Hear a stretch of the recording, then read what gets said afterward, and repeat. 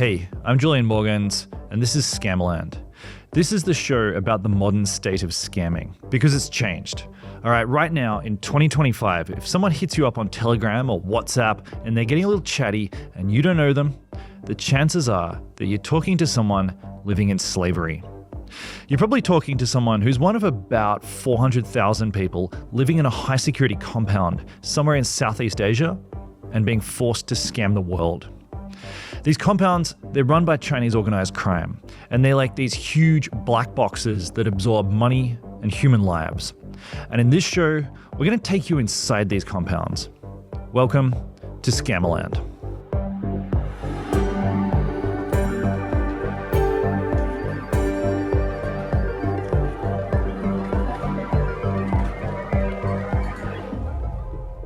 So about a year ago, we ran a 2-part episode on scammer farms on our weekly podcast, What It Was Like. And I think they were some of our most impactful episodes yet.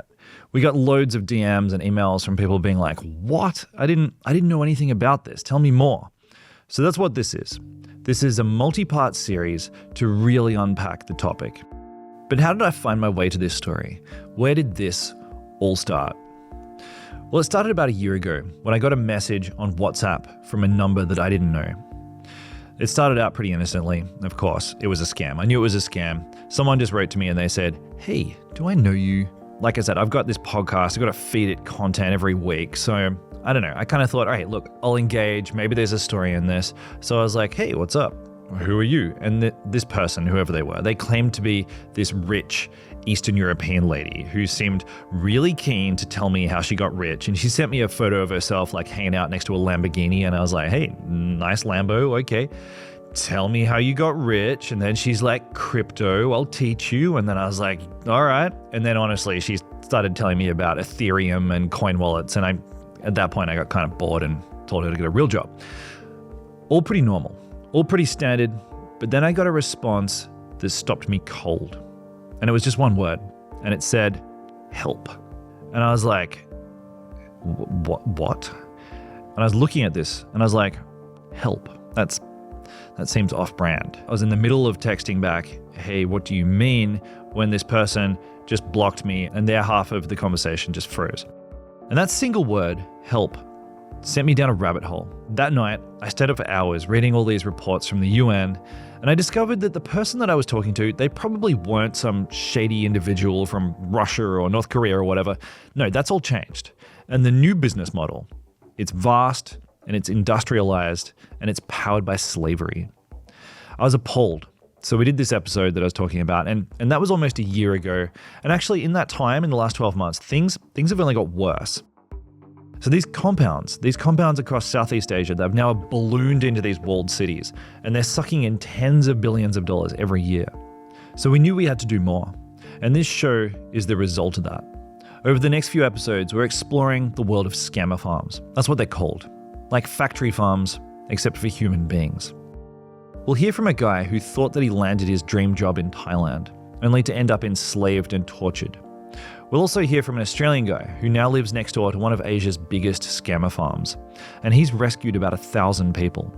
And I'll talk to an American guy in Ohio who got scammed and now spends all of his time trying to get even. This is a story about humanity at its absolute worst. But it's also a story about humanity at its best. But it's also quite a familiar story. We all know scams. They're on our apps, they're in our emails, and they're all over Facebook Marketplace. And yet, most people know nothing about them. But there's this whole secret world of human suffering behind scamming. And it's vast, and it's terrifying, and it costs the world over $1 trillion annually. So, let's get started. Our first step in this journey is to meet a scammer. Someone who got sold into slavery to run scams, but survived. Wow, I'm so humbled to be here, Mr. Julian. Actually, it's nice to see, to add the face on the voice finally. As you can tell, he's lovely. His name is Small Q, which is actually a stage name. He's also a rapper and a gospel singer. Yeah. I wanna thank you. That was Q singing. And I think something I like about Q is he's got dreams. Well, I come from a very humble background. Actually, my father is a pastor. Yeah, he's someone that I can say has inspired me in my life, And actually, to let you know that I'm a gospel artist as well, so it comes from the family. But also, as every creative knows, you've got to have a plan B. I come from a country that has a problem of unemployment. So right in my small city, I was like, let me open an internet cafe to help people, access the internet. So that's what he did. Q managed to scrape together enough money to buy one computer at a time. And over a few years, he had enough to open an internet cafe. And that was his life. Every morning he'd open the shop, people would use the internet, and then he'd close. And it was fine, but it wasn't really fulfilling. And Q was always struggling to pay the bills until one day, someone came in and they offered him more. He first came, to print some papers, which I actually just saw that it was like passports of some people. And he told me, man, I see you're good with computer, and I know some guys in Dubai, they want some people that can work for them in a supermarket as, data entrance. Data entry. That was the job he was promised, working for a company in Dubai. But Q had never been overseas, so initially he brushed off the idea. He was my customer, so he used to come by every time, to remind me about it. So there is this day I was like, man, tell me more about it. He was like, suddenly the jobs are now gone in Dubai, they are over.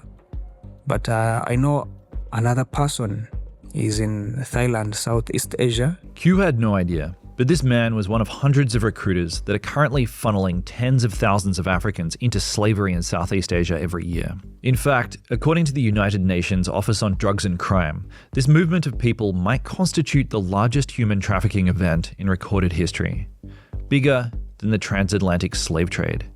But Q didn't know this. Instead, he trusted the man. Actually, he showed me some footage of some guys that I've just, traveled a few weeks ago, Ugandans as well. So they have every detail. So he was like, these guys are there already, they are working, they're being paid $1,000 every day. You should try this, man. Yeah. And the fact that I had, that dream of changing my life and people around me, I was like, yeah, man, let me try this. It felt like this could finally be your big opportunity. That's right.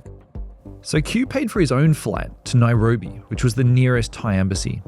And there he got a visa for Thailand. And then he went back to Uganda, where he was told, actually, we're not going to fly you to Thailand. You're going to have to pay for your own ticket. I had to now sell everything in my shop because the ticket was around, 4 Ugandan million shillings. So quick note here on exchange rate, that's about $1,000 USD for the flight to Thailand. Truth is that I was so happy because the first step I put on this plane, it was like a dream coming true. These are developed countries. We all have a mindset that when you go there, life is going to change. And not just your life, but people around you. Like I became hope back home. My family and everyone was like, yeah, finally God has made it. Let's see what comes out. This right here is another reason I wanted to feature Q in this series. Because his story kind of represents, globally, a worst case scenario. Because scammer farms recruit slaves from Asia and Eastern Europe as well. But places like Uganda offer so few opportunities that Ugandans will leap at a chance for a better life. And recruiters exploit this. They know that they don't even have to offer plane tickets. People will just sell everything they own to get to Thailand, where they quickly become victims of human trafficking. So you weren't just excited for yourself, Yeah, so but it your was, whole family was excited for you, that this was like the family's big moment, not just yours. That's right. Getting to a point to leave the career behind, the music career. Like I sold everything from the shop and other properties. I wouldn't say here, man, but everything that I owned by that time, I had to sell it for this opportunity. Oh my God. He said goodbye to his family and he boarded the plane. and he arrived in Bangkok at 2 p.m. on the 21st of November, 2023. I was told to wait at gate 8. There came out a big guy, was kind of Asian. So he came out and be like, "Oh yeah, it's you. Let's go to the hotel. You're gonna meet your bosses the next day." So me, in my own understanding, I was like, maybe the hotel's just near the airport. Q followed this guy through the airport, not saying anything. And then they went through customs and found themselves outside in the tropical sun when a car pulled up to meet them. So I got into the car, actually into the front seat, passenger seat, and we drove off from the airport. After some hours, I was curious about, us not getting to the destination, and I started asking him some questions. But suddenly he didn't know English well. Every time that Q tried to get some answers, the guy driving, he'd say a couple of words in Thai into his iPhone translator, which parroted back, "Don't worry, we're about to reach our destination." Yeah, so continuing the journey, now it's around 6 p.m. Imagine, we left the airport around 2:30. Yep. I got scared, man. I tried to pull the door. It was kind of locked. The door was locked. The door was locked. I didn't first communicate to him to open, but I tried to see if the door is locked. But yeah, it was locked. That's a bad moment. At this point, they're speeding down an unmade road. Around them is a mix of forest and fields. And then they pull up at what looks like a warehouse among the trees, and Q peers through the windscreen to see several guys approaching. The guy went out of the car and was like, come out, but speaking in his language, just showing me sign like this. I first stayed in the car for some few minutes. Then these guys were like, came to the car and opened it in a very, harsh way. Then they pulled me out. Like aggressively pulled you out. Yeah, man, aggressively pulled me out. They pulled my bag from the back as well, because I had a backpack, and they made me to kneel down just outside the car. What were you feeling at that moment? Man, I was so scared, and I tried to fight them, but I was alone. These guys were like 5 now, plus the driver.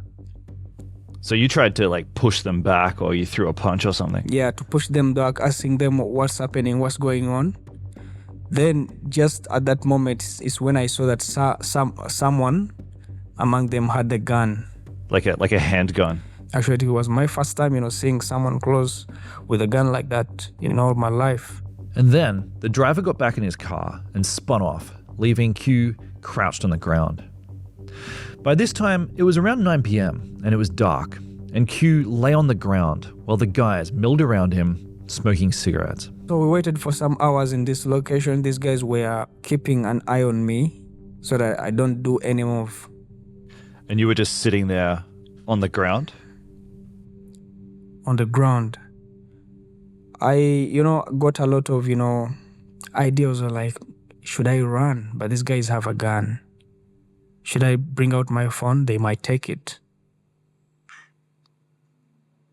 So all I had to do was to chill for some hours. That would be hard. Trying to not panic while just staying still. I think that'd be really hard. Yeah, man, but as well, I was praying, man. I was like, God, it's only you who can get me out of this situation right now. Hey, we're going to take a quick ad break here, but when we're back, Q is taken to the scammer farm that's going to become his home.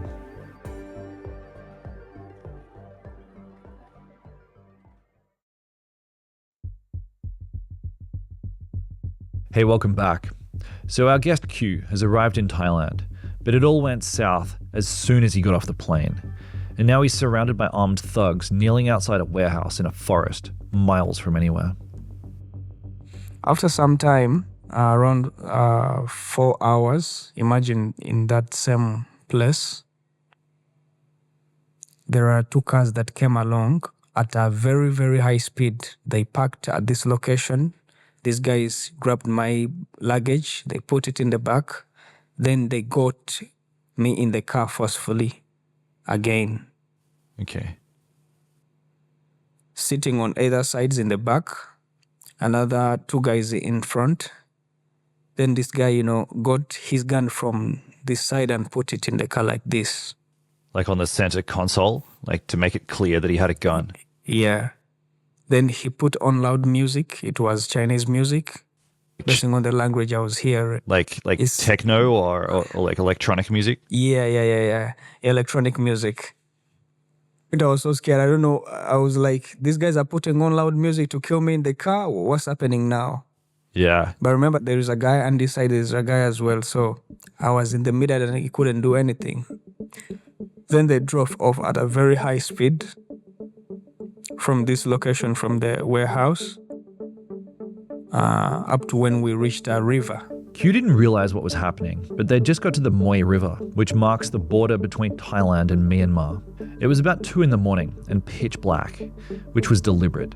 Q thinks they probably stalled at the warehouse just to get to the river in the dead of night. It's somewhere that I couldn't even dream to be, Yeah. even for a day or something that I had, because I was so scared. This guy used a speedy boat, but it was looking so bad. Like I didn't even feel comfortable on it. I almost felt I'm gonna fall in water at a certain point.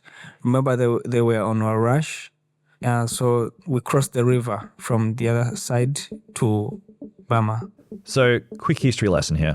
Myanmar was called Burma up until 1989, when the ruling military regime wanted to distance themselves from their colonial past, and they changed the name. And these days, Myanmar is basically a patchwork of territories controlled by ethnic rebel groups, all at war for ground and governing legitimacy. And the country is basically at risk of becoming a failed state, which for organised crime makes it an ideal location to run highly illegal businesses.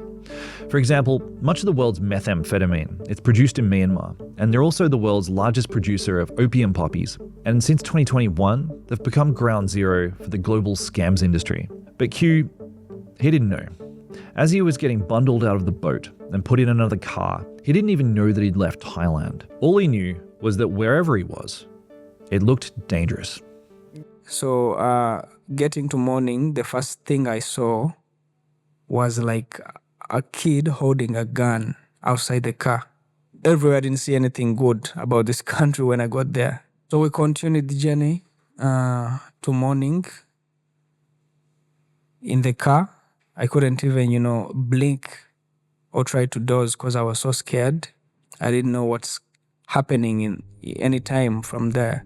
And finally, they rolled up to the gates of what looked to Q like a small city. Picture a high fence topped with razor wire, and beyond that a complex of multi-story buildings. And then there were various shops and a basketball court. And Q looked around and he saw lots of people, but he knew something was wrong. When we got into the gate, this is when I saw that there are more military guys inside here. It was, having strong security, cameras everywhere, and everyone was kind of busy. This was looking like a company. Everyone is, trying to focus on his or our own business inside there. Keeping their heads down. From the car, Q was forcibly dragged inside into a large room full of computer terminals. They took his phone and they took his passport, and then they emptied his bag onto the ground and left him to pick up his things. No one looked at him. And then Q, he was told to sit and wait. So after some hours, I'm like, at least I can get a nap, like for 20 minutes, to keep my head sober. Yeah. But again, there came a security guy who was like, don't doze, don't sleep. Why? I wouldn't, know why, man, because this guy was as well armed. So I was like, man, what's happening? I can't even get a nap. And so after some hours, again, there's a guy who came. He came with a lady. This guy was speaking English. So he told me, "You are here to scam." I was like, "What?" He told me, "Yes, you are here to scam. What we tell you is what you have to do if you want to stay alive in this place." I was like, "No, this is not what I was told to do. I want to get to are you guys my bosses? I want to get to my bosses to ask them where is the supermarket? How am I gonna be paid? And this is not Bangkok. I need you guys to take me back to Bangkok." So they didn't reply anything, they just laughed. So the next day, they told me, "Pick up your bags, follow us." Getting outside, it was morning, around 9, they got me inside the car and we were like, "We are taking you to another place." We continued the journey, but now these guys were, deeper into Myanmar. So again, they were driving at a high speed. We got inside the mountain, because the park that I've been in was called the Mountain. And now I'm in a military base, so I was so scared, my brother. What's happened here is that Q has fallen out of the frying pan and into the fire. His bosses at the last scammer farm decided he was going to be trouble, so they've sold him off. And they've sold him to a place known as Taichung. And it's a deceptively beautiful area. If you stood on the Thai side of the Moi River and looked over, you'd see stunning green mountains and a picturesque village below. And at the foot of the mountains, massive scam centres sit along a winding river. But the area is controlled by the DKBA, which is a militia that answers to no one but their own leaders, who operate like psychopathic kingpins. And don't get me wrong, all scam centres are brutal, but everyone we spoke to while making this podcast warned us that Taichung is basically run by sadistic monsters. They opened the gate, I got inside, there is a Chinese boss, I can call him a boss. I followed him up to a certain building inside this military base, which was like another office, because I saw the same, people on every floor, on computers. And at the same time that brought my, senses back was seeing a black man for the first time inside there. This was a guy, getting out of the office. I tried to communicate to him actually, but he never replied. He looked to be like someone who has been punished, someone who has no even power to move. He had no hope. He'd given up. Yeah, man. He'd been broken. So this got me scared as well. So there is a guy, he was called Zeyu, a Chinese guy. They got me inside. He made me sit on a chair inside. He gave me a computer. Then he told me,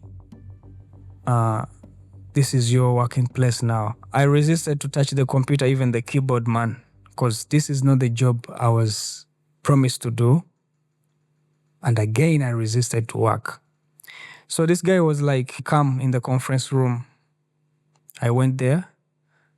I entered, another guy entered. Very tall in size, full of tattoos everywhere on his body. The guy just kicked me off. He just kicked you? Started punching me like this. Then he grabbed a electric stick, then put it on my back without even saying anything. Then he started shouting in Chinese.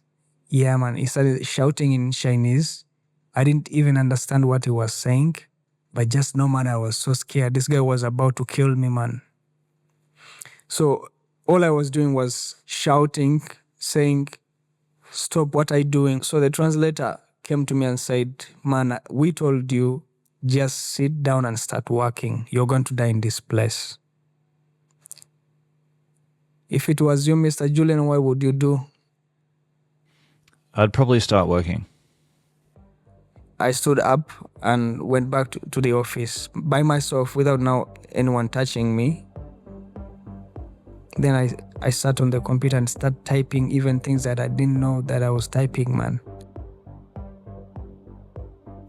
Hey, we're going to take another ad break, but stick around because when we come back, Q is going to walk us through how he got through the next few days.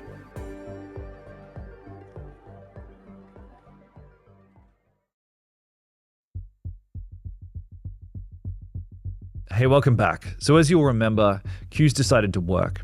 And when I asked him, what's the worst thing about scamming? His answer actually surprised me because he said that it wasn't the scamming itself.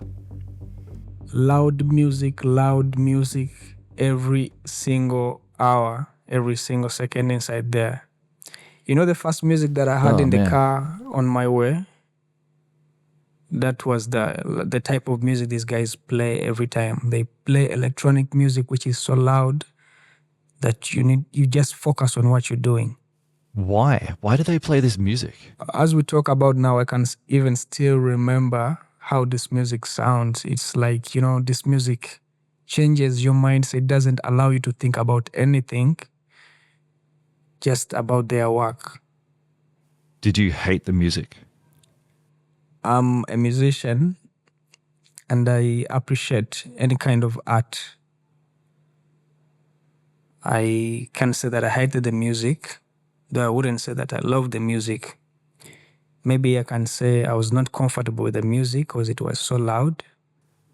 I mean, I ask if you hated it because I think the setting in which you hear music can really affect your perception of it. And I think if I was afraid for my life listening to Chinese electro all the time, man, I would come to a place where I really hated Chinese electro. That's right, in that perspective. Okay, so how did that day finally end? It was actually morning when we was told that it's off work. They send a message in a Telegram group, text there and be like, it's off work now. And if you have not reached the target, you serve some punishments like running. Just a quick note here. Most transgressions at Q's scammer farm were remedied with a taser, but they also had this thing about running. When Q didn't meet his daily scams quota, he'd have to run laps around the compound. And maybe that sounds okay, but all of the Africans received a diet that was well below the normal calorie intake for an adult. And that's something Q discovered on his first day when he saw a fellow Ugandan and got to ask some questions about where they were. So there's a guy I asked and I was like, man, what is this place? What are we doing here? The guy said, just do what these people tell you to do if you want to survive, just like the translator told me. We've been here for some months, others been here for some years, but the only way you can survive in this place is to do what they tell you. Just make sure I reach these guys' targets. We never know when we are getting out of this place. This guy told me, actually, follow me. Let me take you where we're gonna get something to eat, but we have to wait for these guys to eat first, because for us here, we eat leftovers. Why? Why do you eat leftovers? Because that was the rule inside there. The Chinese first get something to eat, then after on we go after and get, the rest of the food that has actually been used already. So it was kinda, very bad. And this was the first time, eating leftovers for someone. Yeah, man, that smells of just straight up racism. That's right. So we entered this bad looking place. We got that food and this guy was telling me long stories. Man, I've seen people being cut off hand. I've seen people dying here. This place is so serious about this. This is a scamming place. You have to be so, cautious about, your life here. So what you can do is just be humble. Just do what they tell you. You're going to survive in this place. Man, this got me scared a lot. Yeah. We got those leftovers. Then we headed to the other containers that I put my bags. When you say a container, do you mean like a shipping container? Not a shipping one, but it's a metallic container, kind of a shelter. Okay, like a shed. Yeah, that's right. Okay, and these were like dormitories or bedrooms. Yeah, these were our dormitories, but these guys, for them, were staying in permanent buildings. Okay. So that was how the first day went. When I just put my head down like this, having a nap, it was so quick that I was told to raise again just after some few hours, because I thought maybe I'm gonna rest for 12 hours, or 8 hours. But just after 3 hours, imagine, I was waking up and was like, time for working by, these military people. God. Is that a regular work day? Like you had to work 20-hour work days every day? 20 hours a day. No off days, just constant work. The human brain can't survive that. You must have just gone a little bit insane. You must have just had severe sleep deprivation at all times. Imagine we were not even allowed to move inside there. You only go for a short call once during those 20 hours a day of working. Once or twice if it's an emergency. So we are on those computers, very bright lights in that room, loud music for almost 6 months inside there, my brother. Q, it sounds like a nightmare. This is hell, my brother. This place is hell.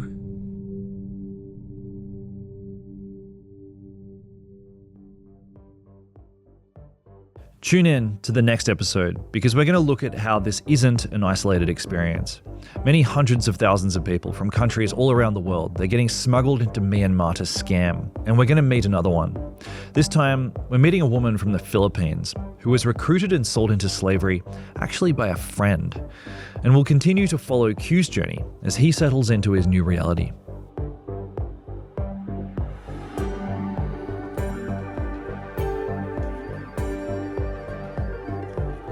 Thanks for listening, and please subscribe. If you're enjoying this and you'd like to offer some support, the single easiest thing you can do is subscribe. Scammerland is produced by Rachel Tuffery. Editing is by me, Rachel Tuffery, and Jamie Snyder. It's mixed by Jimmy Saunders, who also did our sound design. Our cover art is by Rich Akers, and this whole thing has been a Super Real production.